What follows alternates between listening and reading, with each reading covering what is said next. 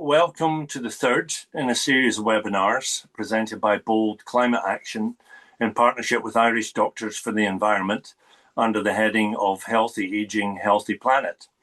My name is Crichton. I'm from Bold, as is Christy McGee, who will be facilitating your questions and comments later. We'll be joined soon by Dr. Jennifer Hayes, who is a general practitioner and member of Irish Doctors for the Environment. She will be presenting this webinar, which is entitled Plastics, They're Everywhere. Is This a Problem? Bold is a group for the older citizen who are concerned about the climate crisis and climate injustice. I'd like to say a little bit about older people and the environment. Older people are often found to the fore in many climate groups, but their presence may be sometimes seen as secondary to younger people, who after all will have longer ahead of them, attempting to tolerate a world being ravaged by the effects of climate crisis and environmental breakdown. That's the disadvantage of youth. But there are other ways people can be disadvantaged by the climate crisis. For example, through poverty, or through geography, being in the wrong place at the wrong time, or being a member of a group that suffers discrimination against it, and also by being old. The reality is older people can disproportionately suffer the effects of climate and environmental breakdown. For example, when there have been extreme climate events such as floods, fires, so-called heat bombs, older people are more likely to be victims. We in Bold believe that the perspective of the older person can bring much to these issues. We want to reach out to elders and those who work with or for elders to help make the connections as to how their lives or roles are impacted and influenced by climate issues. This is why Bold are so glad to be partnered by Irish Doctors for the Environment in presenting this series on health. We want to look at the health issues commonly affecting older people in the context of environmental sources and solutions. We hope that these webinars will help to show that personal health and planetary health are inextricably linked. I'd like to maybe pass over to Orlagh Gaynor, who is a physiotherapist and chair of Irish Doctors for the Environment, to say a few words about their organisation, and then we will hear from Dr. Jennifer Hayes. Thank you. Hi everyone, and thank you so much, Rod, for that lovely introduction. My name is, and thank you so much, Emma Jane, for being so wonderful and helping get these webinars off the ground and helping them come together. My name is Orlagh Gaynor. I'm the Operations Officer for Irish Doctors for the Environment, and we're delighted to partner with Bold and Friends of the Earth to deliver these webinars on various environmental issues. Our first one was on active travel in January. Last month we did one about nature health connection and its link with physiotherapy. And today we're talking about microplastics presented by the fantastic Dr. Jennifer Hayes. So a little bit about IDE and who we are. We're a voluntary NGO and a registered charity, and we consist of healthcare professionals and students in Ireland. We aim to create awareness, interest, and implement action around environment, health, and the impact it has on our patients' health. We work alongside various NGOs, environmentalists, scientists, and other organisations to educate and promote healthcare as a key issue in climate change. We would like everyone to feel empowered, that they can do something, and that every bit of climate action counts. And we firmly believe that knowledge is power in sparking that action. So we're delighted to lead this webinar series then. Before we go to Jennifer, can we just let people know that Jennifer is going to present a really interesting presentation, and then after that we'll have a small breakout room so people get a chance to have a little conversation about what we've heard, and then we'll come back to the bigger group for questions. So questions to Jennifer, and if you'd like to be just noting your questions in the chat box as we go through the presentation, then we can curate the questions in a way that gets most of them answered. Anyway, thank you. Over to Jennifer. Hopefully I've shared my slides there. Can you all see my slides? Yes, great. Fab, thank you. Thanks so much for inviting me along. Today's topic, looking at microplastics, I think maybe I must have been a negative mood when I wrote this, how microplastics are invading our bodies and threatening our health. And in fact, looking at this data, it can sound quite distressing and alarming. So we will talk about ways of, I guess, managing the existential distress caused by this crisis in the context of so many other crises, in the context of wars going around the world. So I'm just kind of conscious of all of us managing our psychological well-being when we're looking at this, especially in the evening. At least it's sunny outside. I'm hoping that'll be a help as well. So just first of all, I thought we'd look at this graphic. This gives us a number of plastic bags used per person per year in a variety of different countries. And we can see that there's quite a disparity globally. So on the left, we have Africa and the Middle East, where there's about 22 plastic bags per person per year used. And in contrast, then on the right, we've got 150 plastic bags per person used. So, and we're somewhere around the middle. The average is 43 per person per year. And in Europe and Central Asia, it's 54. So this is more of an issue, this plastic consumption with the developed world rather than the developing.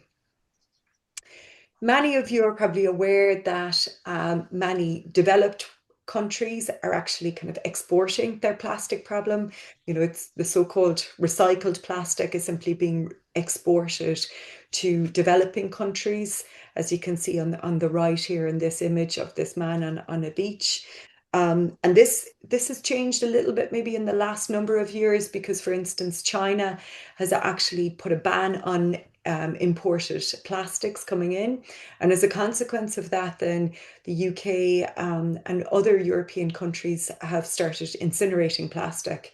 And this in turn leads to other problems, such as the kind of release of carbon and toxic chemicals from incinerated plastics. So sorry, now I know this is a very busy slide. It's my busiest slide. So just looking at global plastic production.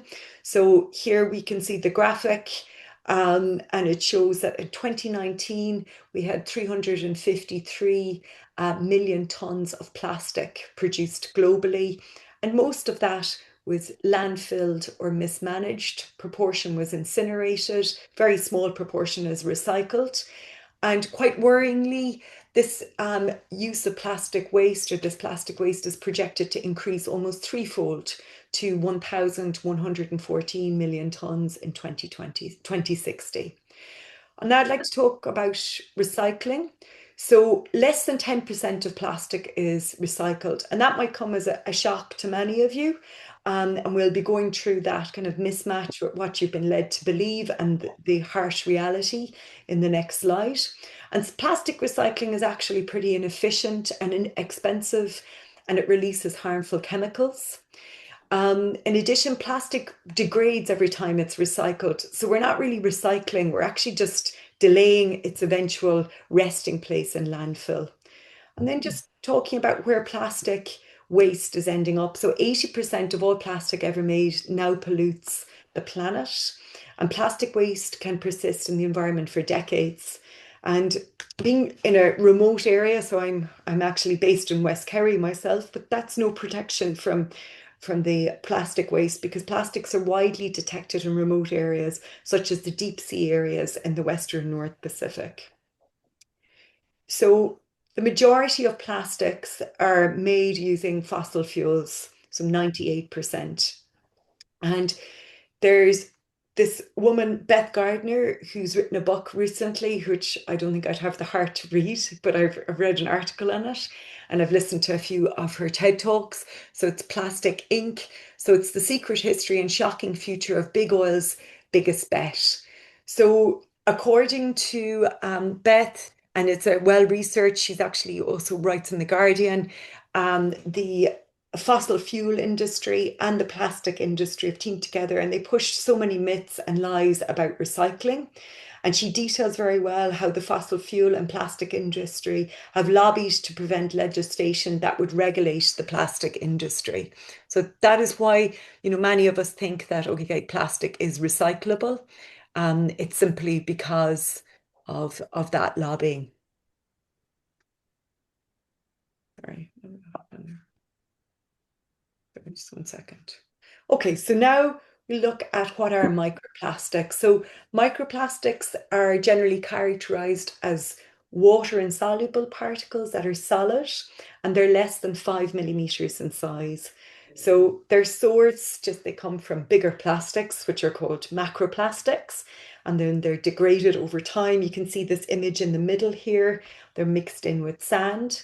And then there's an image under a magnifying glass. So actually they can degrade further into what's called nanoplastics, which is around the 1 millimeter size or even smaller than that.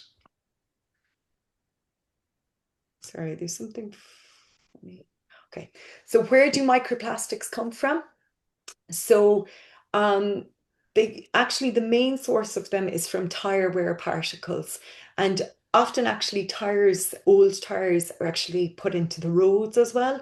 So I guess it's a combination of the tires on our vehicles and the tires that are used in the roads comprise 30 to 40% of microplastics. Synthetic textiles give rise to 35% of microplastics, and we're going to be looking at those in a little bit more detail. And then there's paints and coatings used in the marine environment and roads, and also like pitches such as astroturf, and that accounts for 10 to 15%. We've 20 to 25% comes from fragmentation of larger plastic packaging. And then there's industrial pre-production loss, which is around 7 to 15%. And then this is actually, I think this is quite inspirational. In Germany, they've got microplastics in Germany, the top 10 sources per person per year. I haven't seen any of these images anywhere else, so it's pretty inspiring to actually see this.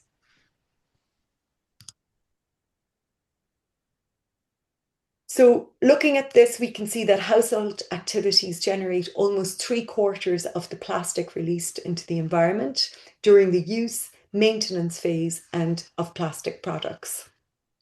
And then we're just going to look at bioaccumulation. So as we can see here on this diagram, plastics are pretty pervasive. They're in almost every part of the body that we can imagine.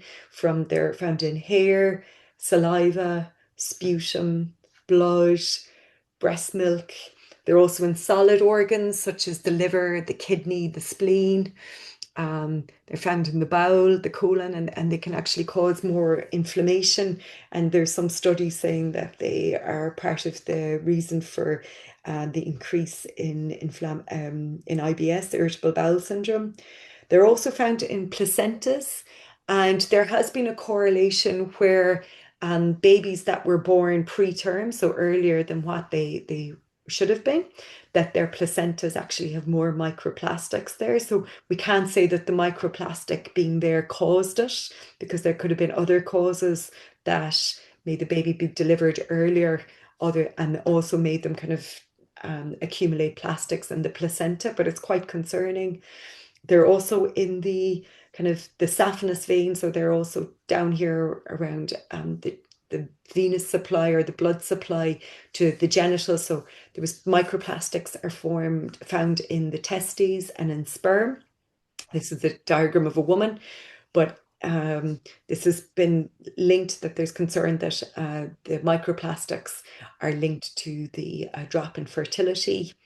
They're found in human feces and meconium. So meconium is the first bowel movement of a baby. So there's microplastics in that, which, kind of confirms that there's microplastics not in the placenta, but they're also in the baby. And then they're found in the lungs, and then the fluid in the lungs. And of most concern, microplastics are actually been found in the brain.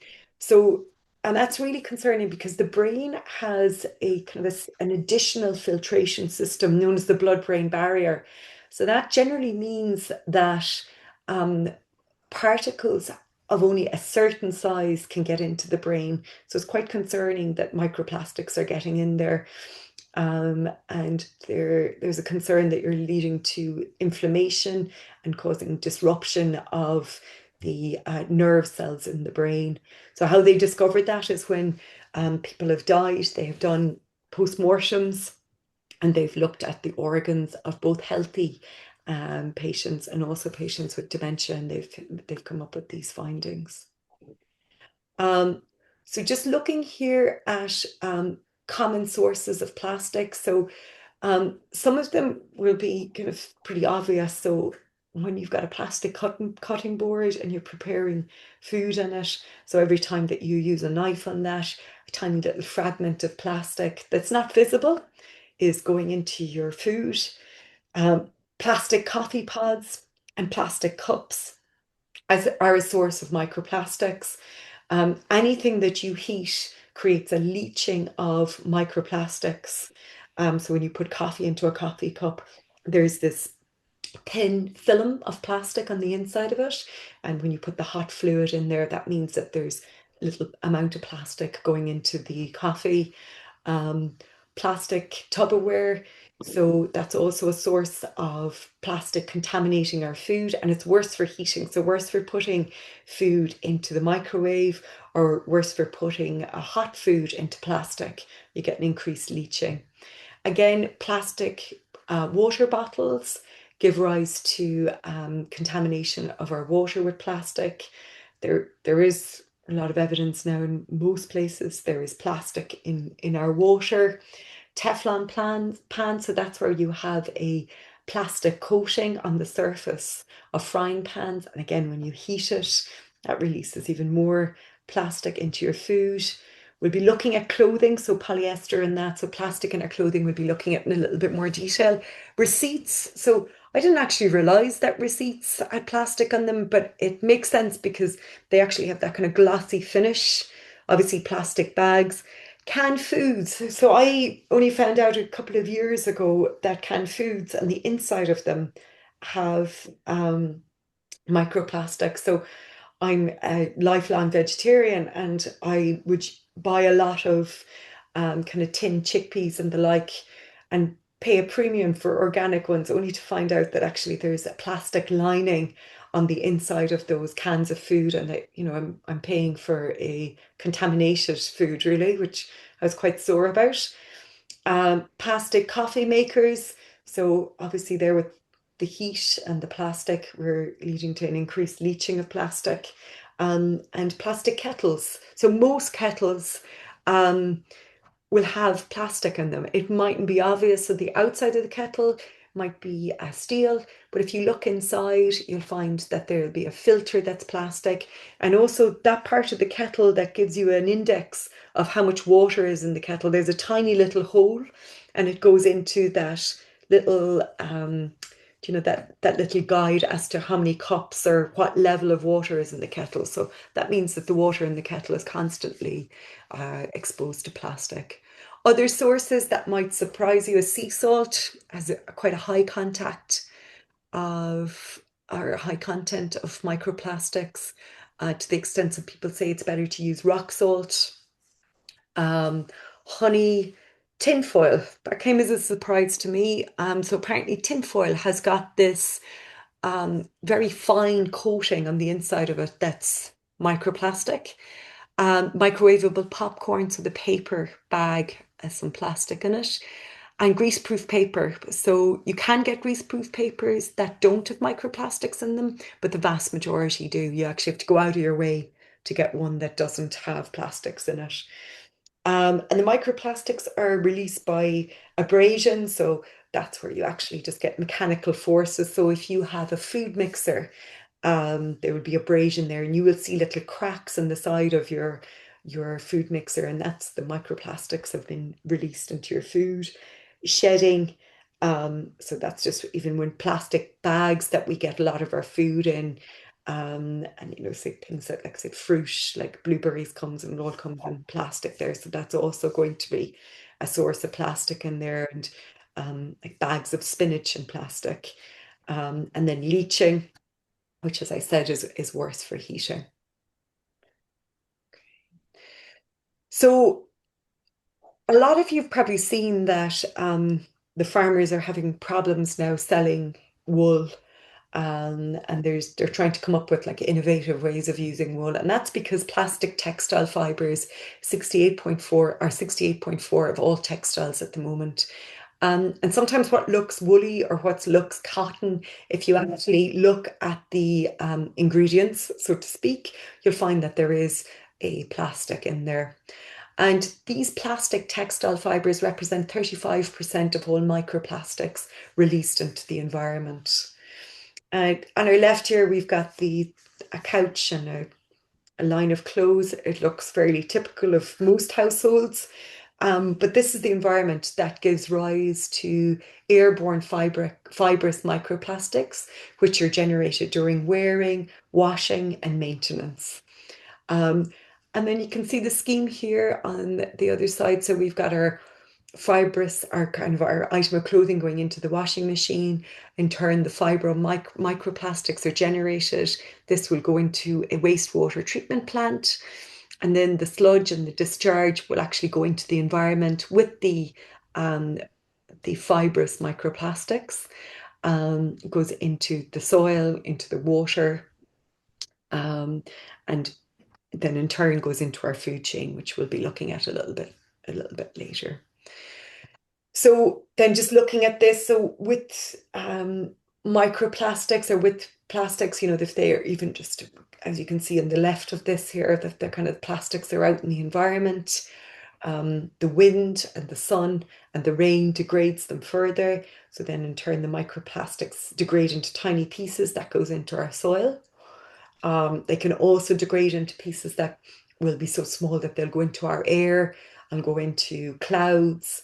And incinerated plastic will also kind of create these tiny particles of plastics that will go into the atmosphere, into clouds, which in turn will fall as rain. And that's another way for microplastics to get into our soil. Plastics will take up the microplastics. They will be part of just as it's part of our bodies, it's also part of the plant life, and then will be eaten by humans, and then that's part of our kind of becomes part of our bodies, or else the plant will be eaten by animals, and humans will then eat the animals, and then that's another way that it can get into the human food chain. And then there's the marine sources, so just the going from the soil to the marine, or alternatively via rain going into the marine. Leave that there. So we've looked at now how microplastics enter our bodies, and then when they're in our bodies, they break down into smaller and smaller particles. Additives are released, which in themselves can actually be quite toxic. They're also taken up by microorganisms in our body. And then the damage is by way of inflammation. So obviously a microplastic is a kind of a foreign body. And whenever a foreign body enters our human bodies, it creates a kind of a response where the body tries to surround it and digest it. So there can be inflammation, but our bodies aren't able to digest, our immune systems aren't able to digest plastics. So there can be this long-standing inflammatory process. It can also be just toxic to cells, and it can cause damage of cells. And damage of cells, in addition, will precipitate immune response. Also puts us at risk of cancers, because a cancer is a damaged cell that propagates. So I guess that's where a lot of the model is. So in necrotosis, so it's, in other words, the more common word would be apoptosis, calling cell death as well. So the effects are on a cellular level. So just thinking that it can cause inflammation, or it can damage the cell in a certain way, and it can manipulate our immune system. And then, so this scheme just gives us kind of an overview of it. So we've got our microplastics in our environment. We're exposed to them by contact with our skin. We inhale them or we ingest them, and they're distributed then through our blood. And just showing here that they can affect every system in our body. So our respiratory symptoms, so there can be a decrease in lung function and inflammation and fibrosis. So this means that our lung tissue is normally quite flexible and stretchy. It actually becomes less stretchy, and that's quite often as a consequence of persistent inflammation. In the digestive system, microplastics can affect the gut, kind of with regards to the intestinal bacteria, which we all know from the media is, and from kind of medical sources as well, has a big part to play in our wellness, both in our digestive wellness, but is also linked to our overall wellness, even our mood. And then there's the cardiovascular system. So microplastics are found in clots, and they can cause issues with clotting. The endocrine system is an interesting one. So that's our hormone system. So microplastics mimic testosterone and estrogen. And that's how they're believed to be implicated in cancer. Another way that they're implicated in cancer is because they actually these are kind of growth hormones. So they mimic growth hormones and switch on growth, which, you know, is an abnormal way of switching on growth. And cancer is the kind of growth of cells. They affect our reproductive system, again, through their kind of disturbance of the hormonal balance. And we saw that they contaminate the placenta, they're in breast milk, they're also in the baby's first bowel motion as well. And then they affect our immune system. So that inflammation plays havoc with the immune system. There is also some concerns that the inflammatory response in response to microplastic means that the immune system is somewhat preoccupied and isn't able to manage other areas that come under its jurisdiction. And they also affect our nervous system, causing neurological damage, as kind of saw in the earlier slides. They're going into our brain, and they can cause stress in our brain cells. We don't actually develop more brain cells as we go on in most parts of the brain. So it's quite concerning that we're going to have that effect. So then just looking at these studies, so the first one looks at marine microplastic levels and the prevalence of cardiometabolic diseases in US coastline countries. So this was published in The Lancet in 2024. And it shows that there's a correlation between marine microplastic concentration and that there was a significantly higher prevalence correlated with it of type 2 diabetes, coronary artery disease, and stroke. So with correlations, we can't say that it's cause and effect, but we can just say that the two are linked. But it is quite concerning. And then the next study was looking at microplastics in clots in cardiovascular events. So, and that's with people who had a plaque, so a clot that caused a heart attack. So that's when a clot blocks off the blood supply to the heart. They found that 58% of the clots had microplastics in them. And there was 304 people in this study. So that's pretty good sample size. And in this study, what they found with patients who had plaques with a microplastic in them had a higher risk of composite of further heart attacks or a stroke or death from any cause at 34 months of follow-up compared to those who didn't have any microplastics in them. So these are real strong evidence that would give us cause for concern that microplastics are implicated in the mechanisms here, and we know the potential mechanisms, so it's very concerning.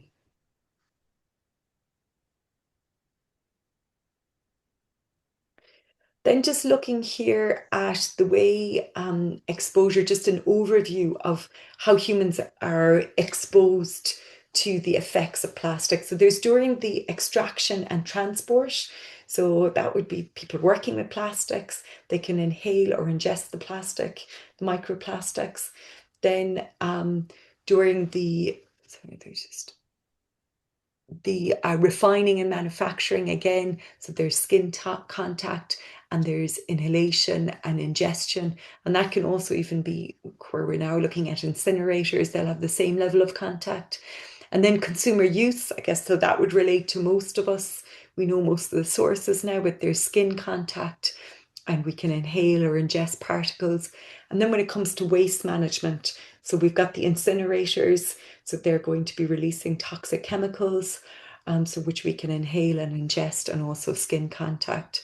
And then we're also ingesting and inhaling microparticles as they're in our air, in our fresh waters and oceans, and also in our farmlands. So microplastics are pretty pervasive. So this slide here looks at the potential impacts of plastics on health across the plastic lifestyle.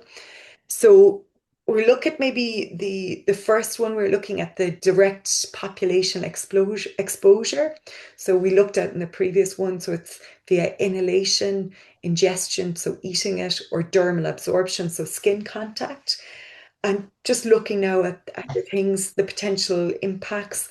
So endocrine and metabolic disorders. So that's looking at certain cancers and also fertility issues, so reproductive health, cancers, immunological diseases, so problems with the immune system, cardiovascular disease, so problems with the heart, respiratory disease, lung disease, mental health, neurological disease. So neurological disease would be things like Parkinson's, motor neuron disease, and developmental disorders. Then there's another area that microplastics or plastics are causing issues. So they're causing issues by their effect on the land. So there's biodiversity loss. They're causing environmental degradation and food security and safety issues. And as a consequence of this, there's socioeconomic impacts, and also they're making our food less nutritious, as is climate change. And just quite an unusual effect of microplastics is that they're creating this unique environment for habitats that drive the spread and evolution of antibiotic resistance. So certain bugs have actually decided to make their home on a piece of a microplastic, and they form this biofilm over them, and it means that they're resistant to antibiotics.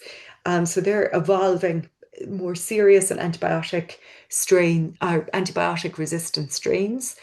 And then vector proliferation. So you're probably familiar with the way certain diseases such as COVID jumps from humans, or even Lyme disease might even be a better one, jumps from, say, deers to humans.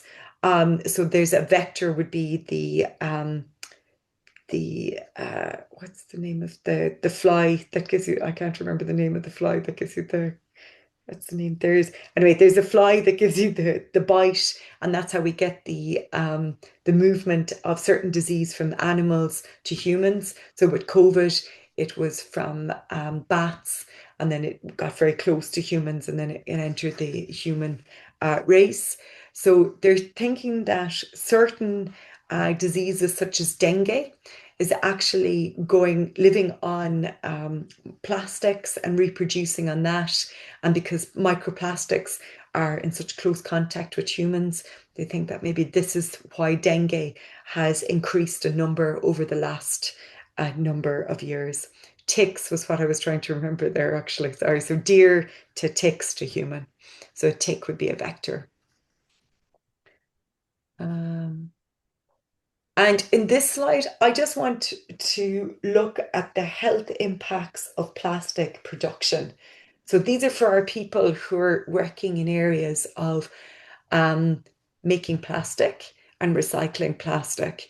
And just when we look at the level of risk that we're exposing these people to, who are quite often in a lower socioeconomic bracket, there's the gross health inequality of this. Sorry. Sorry, my mouse is a little jumpy. So just taking a pause here, just to review what we've looked at. So we've looked at where microplastics come from. We've looked at how they enter our body. And we've also looked in part at the effects on our health. So they cause damage of cells, but they can also damage proteins, and they can also go inside our cells and cause an awful lot of disruption and damage there. And that's kind of more of the, I guess, the detail of the mechanisms that they can cause a kind of a cancer to start and propagate. And there's these studies have looked at that. So they've looked at the effect of microplastics. Again, their impact on nearly every system in the human body.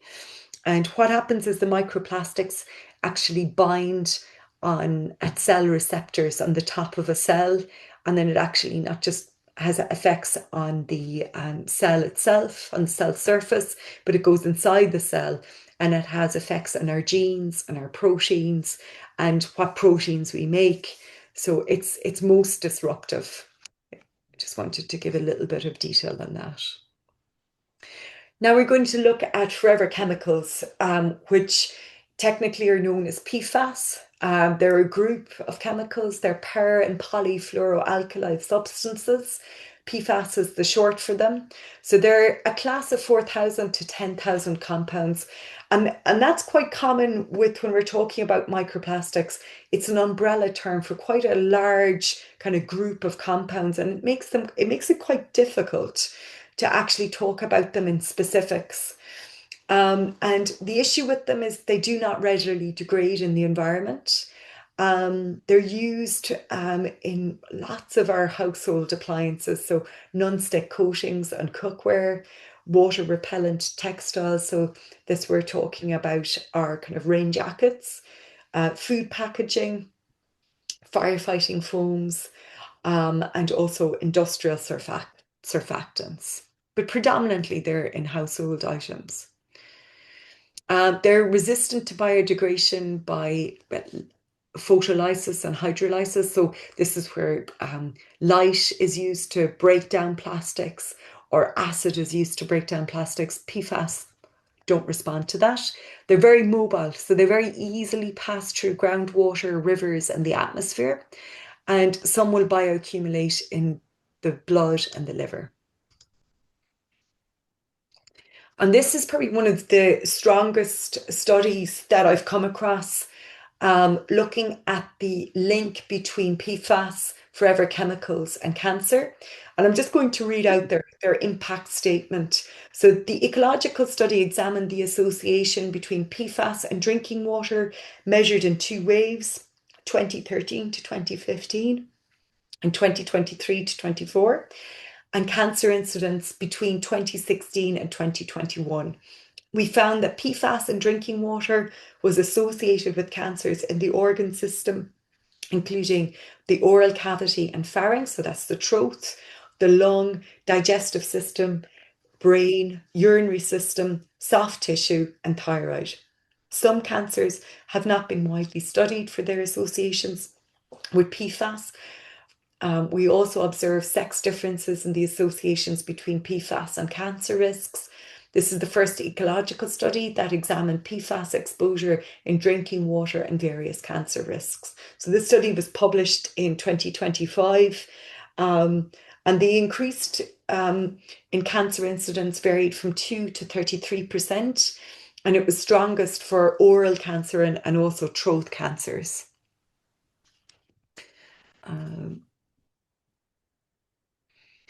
So this is a map. It's part of this work known as the Forever Pollution Project, where they're trying to map where the most PFAS is. So red is known contamination, purple is known user, blue is presumptive contamination, and then the black diamonds are manufacturing society for a facility, for PFAS. They're not readily appreciable in this map. I think you can zoom it out.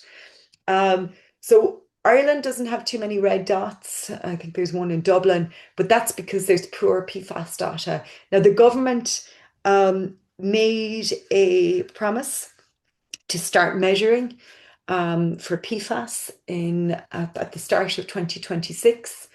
So we're likely to get some reports on that. The high-risk zones would be near airports because of the firefighting foam. You might have come across, there was an issue last year in Switzerland where it was this idyllic area up the mountains in Switzerland, but it had an airport nearby, and there was kind of an accident with this firefighting foam that it ended up spilling out. And also they felt it was that, but also the cumulative use of it, and their water got contaminated with PFAS. And then they were all drinking bottled water, but bottled water is actually very high in microplastics. It was very, very distressing for that community. Other high-risk zones are landfills, industrial areas, and wastewater discharge points. So very busy slide here, apologies for it, but just want to kind of show that, you know, we're talking about PFAS, we're talking about microplastics, but they're kind of amongst quite a big group of different chemicals that are used as solvents, food preservatives, and personal care products that are actually known to have an endocrine disrupting role in the body. So, you know, they're part of this kind of group of chemicals, really. It's not just the microplastics, and there's a little bit of a crossover there. So we're going to talk about BPA, bisphenol A. So in Europe, we've got this study where they were looking at 11 European countries with BPA levels in urine exceeding the human biomonitoring guidance value. You can see that it's close to 100% over in most countries, with the exception of Switzerland. And this data comes from the European, sorry, I don't know what's going on with my, oh God almighty. Sorry, sorry, my mouse is very, very hyperactive this evening. Okay. And the BPA, so the European Environmental Agency, so all of this is very well documented, that it has neurodevelopment effects, immunotoxic effects, cardiovascular disease. It's impacted in hormone-related cancers. So many of these would be breast cancer, and say prostate cancer. And there would be other cancers as well that would be driven by hormones, low birth weight. They have a role as well, kind of microplastics and BPA can affect the metabolism of fat that can lead to obesity and infertility. And in fairness to our European Union, they have made, you know, some inroads with restricting BPA, particularly in plastic infant feeding bottles, and also on toys and other items that are used with children. And this is all from the European Environmental Agency in 2023. So they just said that they regret that they just banned BPA and not the whole class, because what happened was they banned BPA, but then BPS and BPF have been used as substitutes, and BPS levels were higher throughout 2014 and 2021. And that BPS then was only listed as a substance of concern in 2022. And I would even say that microplastics as a whole should have actually been, you know, at this stage, should have been raised for concern at this stage, rather than just going after one of the many compounds, BPA, and they have regrets regarding this, but there hasn't really been an action. So then we're going to look at maybe some ways of kind of substituting for the microplastics in our environment. So some of the alternatives. So The obvious ones would be a reusable coffee cup and water bottles. Plastic water, so plastic sparkling water, which I used to be addicted to when I was doing a lot of 24-hour shifts. But that's very high in plastic. So you can actually make your own soda using say plant milk or using things from jars. You can actually get jars of chickpeas and tomato passata and like substituting that instead of canned food. Some tea bags actually have plastic in them now. I think a lot of companies have removed the plastic, but you can use loose leaf tea using coffee filters rather than a coffee pot. You can use a plastic-free kettle or near plastic-free kettle. I got one called Ascot, got it on Amazon. Clothing using natural fibers instead of synthetic fibers. And then using kind of reuse, like not using baby wipes and all of that sort of thing. They're just full of plastic. Using face cloths. And then in the kitchen, using stainless steel mixing bowls rather than plastic. Swapping out plastic cutting boards. Using parchment paper, greaseproof paper that's plastic free. And for your storage containers, using plastic ones. But it's quite difficult because say a lot of kitchen appliances, such as food mixers, a plastic-free option or even a reduced plastic option isn't available. So it's quite difficult. Some people say that rock salt has less plastic in it than sea salt. So that's another item. This was an article in Science in 2024, looking at 20 years of microplastic pollution research. What have we learned? I thought it was a little bit grim, really. We've been studying this for 20 years and the problem's getting a bit worse. But I guess this is part of the reason that Irish Doctors for Environment were, really trying to increase consumers' knowledge of what's going on. So to give people knowledge of the contamination in their food and their environment and the risks of this, the benefits of changing. And then that will have an influence on individual citizens and consumers, and that will have an impact on communities and decision makers. So I regularly write to my local TD and ministers. It's very hard to get the time to do that as a doctor. I don't think doctors are the best place change makers because we still work very long hours. We work irregular hours. So it's quite frustrating, actually, when you see all these things you could do, letters you could write, or campaigns that you could make. So locally, I'm involved in a group in Dingle about trying to reduce the amount of takeaway plastic coffee cups and plastic food containers because it's a very touristic area. We have a food festival, and the amount of plastic generated by that is it's a real concern.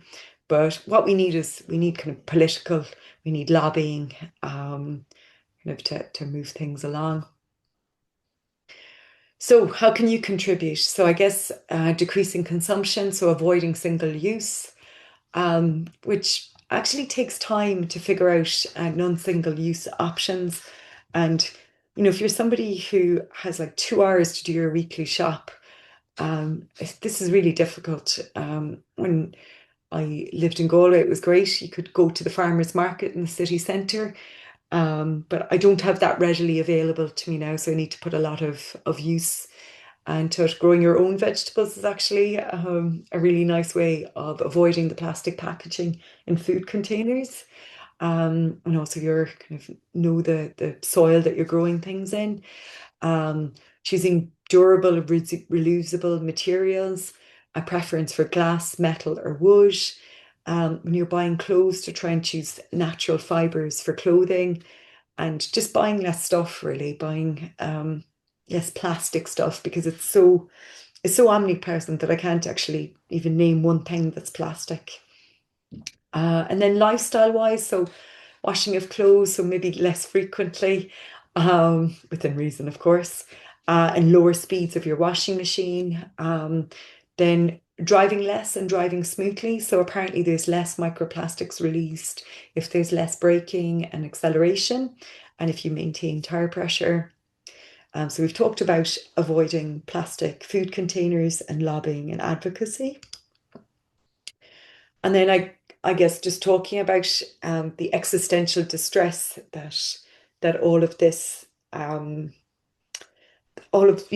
about all of this, even researching this, I was having some particularly harrowing nightmares, from reading all of this, and it has a real impact. And for me, what has helped, so I'm part of a local tree planting group. So we got some trees that are probably funded by big corporations. So it's Trees for the Earth. And we've set up a kind of a Mehel type group. We've a WhatsApp group. We apply for the trees in October. And then we plant the trees in January and February.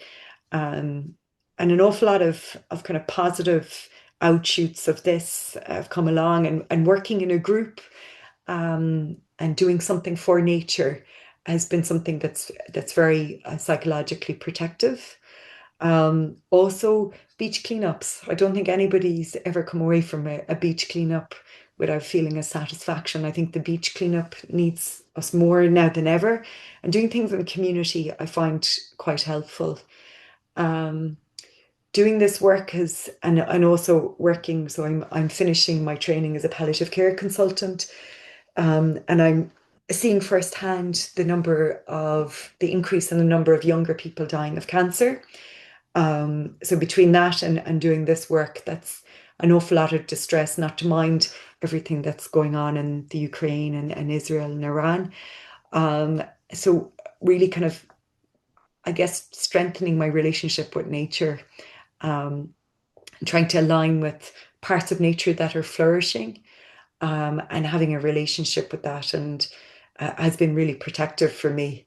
So thank you very much. And I think we're going to go into some breakout rooms now. I will stop sharing. Thank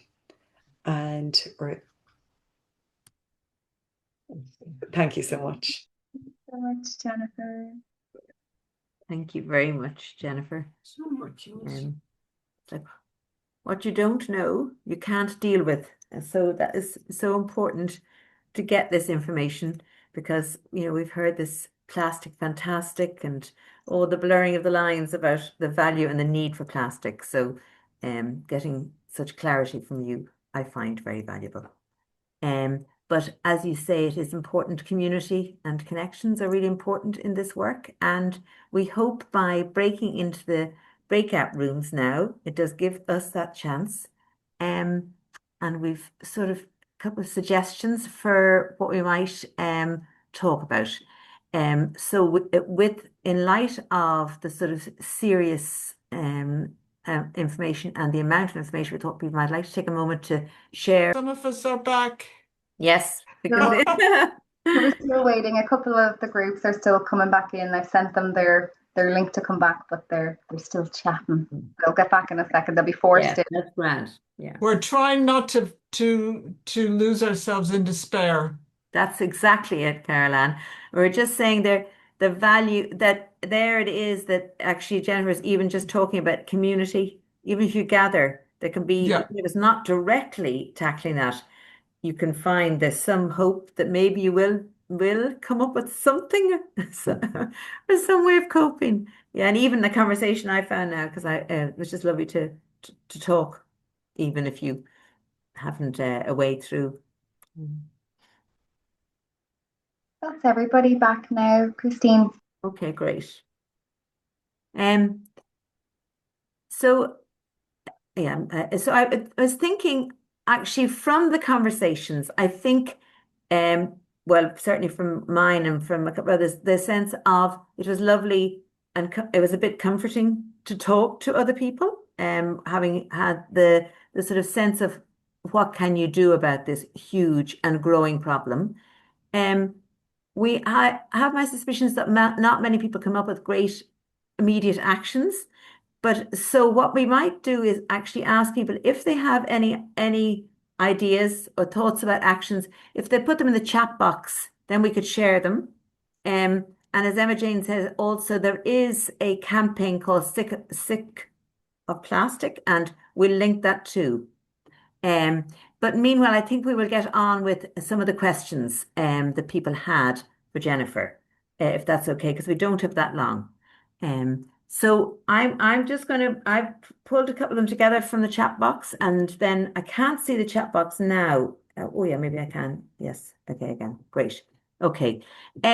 So Jennifer, one of the things that probably you've heard in the media recently, there was an article that said that perhaps we were overestimating the number of microplastics in the brain, and that sometimes fats can be mistaken for plastics.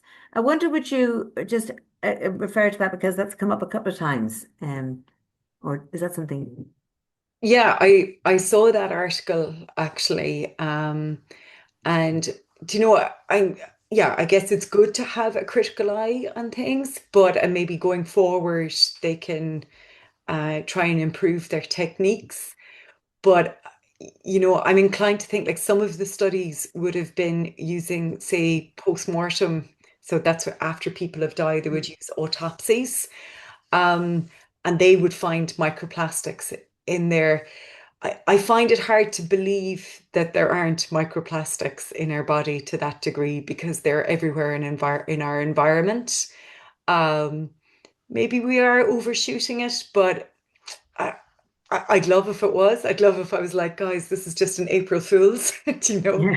But unfortunately, I do think that there are significant amounts of microplastics in our environment, in our bodies.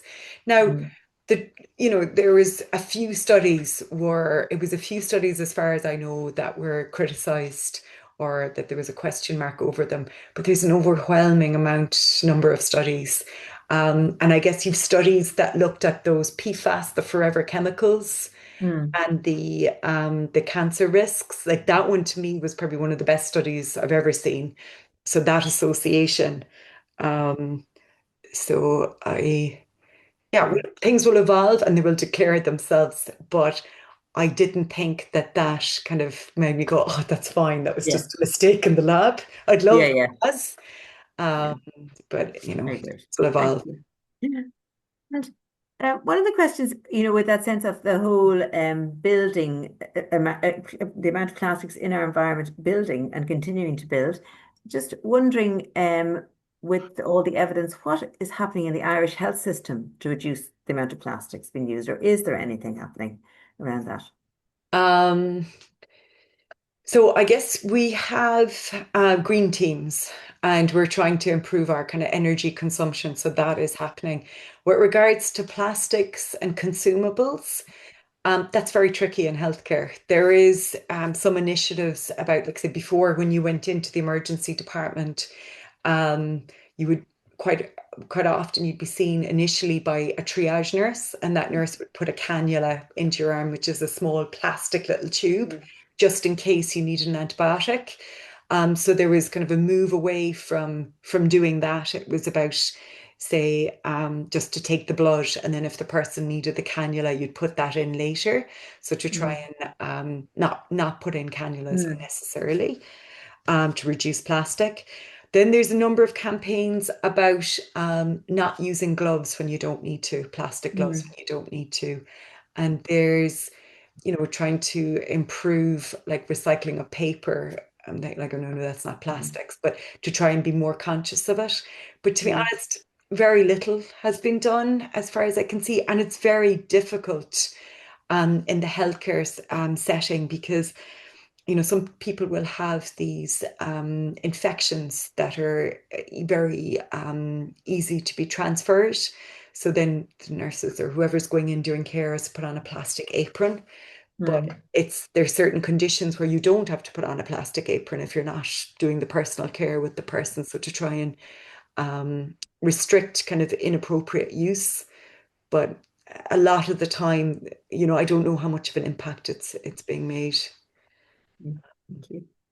There's a couple of similar questions about, and overall, it's basically how are some of these products allowed to continue to be produced, like facial, it's face creams. How come they can have microplastics in them? How are boiling the bag rice allowed to be permitted still? How is it continuing? The amount of plastics when in such dangerous situations. I've no idea. Yeah. And I like, it's you kind of think, oh wow, we've made such inroads with smoking and banning smoking in indoor areas. And then you look at all this and it negates all of those positive things like passive smoking. So I think that to me it seems like manufacturing companies are in a really strong position.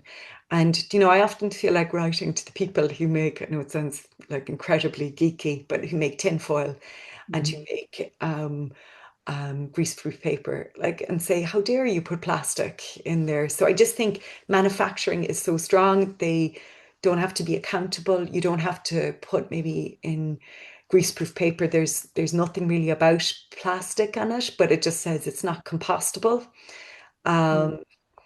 So I guess it's legislation that maybe they've protected themselves. But and then is it that we're all consuming it? We're all in these kind of fast-paced lifestyles. And it's likely to get worse because according to that lady who wrote the book about plastic ink, so the oil companies are, kind of feeling the pinch of people using greener energy, and there's a move to kind of make more plastic stuff, and so that they won't lose out on profits. So I don't know, and I don't know how to fix it. I was hoping you would. One of the things, which being this age group that's on the call, that because so many of us grew up without having plastics in our earlier years or not being as exposed, is it right to presume that older people are probably less affected, than younger people by the microplastics because it's not accumulating in our body? Yeah, you could think that because you are likely to be exposed to it when you were in the womb, and as a younger person, as a younger child. So you could think that, but I think it depends on, say, your occupation and where you lived, how much you were exposed to. Then, the effect it has on your body. There's multiple factors that determine that, such as your genetics, your tissue type, what other health problems you have, your age. There's some evidence that says certain types of plastic seem to accumulate in people between the ages of 40 and 60. And that maybe that's why menopause has become more of an issue for many people. But these are people who are maybe more speculating than, it's not concrete. I would say just try and limit your exposure, whatever age you are. I would feel that if you're a bit older, though, that you've been less exposed. So that's a good thing. Yeah, exactly. And there's another good question. When you mentioned smoking there earlier, and one of the questions was around, well, is it worse? Is the microplastics exposure worse than being a smoker? Do you know but you can't. I don't know that you can measure them off. But is the question? I'm not articulating very well, but it's that sort of sense. How do you compare it with being a smoker? If you can believe the data, and there's been an awful lot of papers and from really reputable journals, if you can actually, when you look at all of that, I feel it is worse because at least when you stop smoking, your body has some chance of recovering. And also not every tissue and smoking doesn't have a long-term effect on your solid organs. So I would feel like it is actually worse than smoking. Well, that's pretty sobering. Thank you, Jennifer, for answering all those questions. And for me, it leaves me in that sense of, which I think in our room as well, we're thinking advocacy and speaking up is probably one of the most important actions we can take. I'm going to hand back over to Rod and to Orla to finish up here. But thank you. That was an amazing presentation. And thank you for all the questions and the ideas and actions that have come into the chat box, which we will compile and get back out to people. Thanks for having me. Thank you. So back to Rod, I think, or Orla. I don't know who's going to go first there. Who's first? Well, I go first then. So thank you, Jennifer, for giving us a very valuable, troubling presentation. And I'm thinking that maybe plastics are killing us with convenience.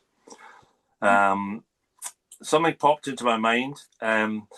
If anyone is a sci-fi or cli-fi fan, an interesting film is David Cronenberg's Crimes of the Future, where humans start to evolve the desire and the ability to consume and digest plastic.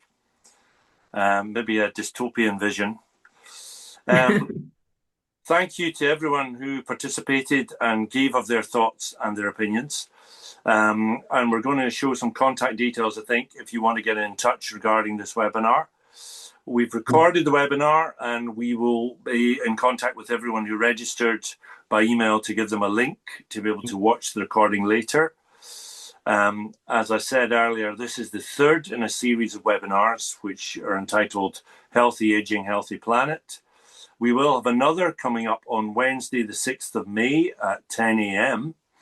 entitled The Air We Breathe, Clean Air, Healthy Lives, Why It Matters at Every Age. And that's presented by Dr. Sandra Green. She is a respiratory registrar. And there will be some further webinars after that to follow, as you will be aware from the email we sent you. I'd like to thank again Irish Doctors for the Environment for being so open and supportive of these webinars. Bold also partners with other age and climate organisations to campaign and educate at local and national levels. As well as holding these webinars, we have in-person education events and workshops and are involved in public actions. And we want older people to be seen and heard on the climate crisis in the public arena. New members are very welcome. We're also greatly supported by Friends of the Earth in the work we do. We want to say a big thank you to them, especially to Emma Jane for hosting this webinar and for all the many ways we've been helped. And also, as this webinar clashes with Kitty's bedtime, I believe a big thank you is required to John, who's Emma Jane's partner, for getting the teeth brushed and the stories read. So thank you to everyone who's joined us today and indeed is watching this webinar later. Hope to see you at the next one. We'll be in touch. Thanks.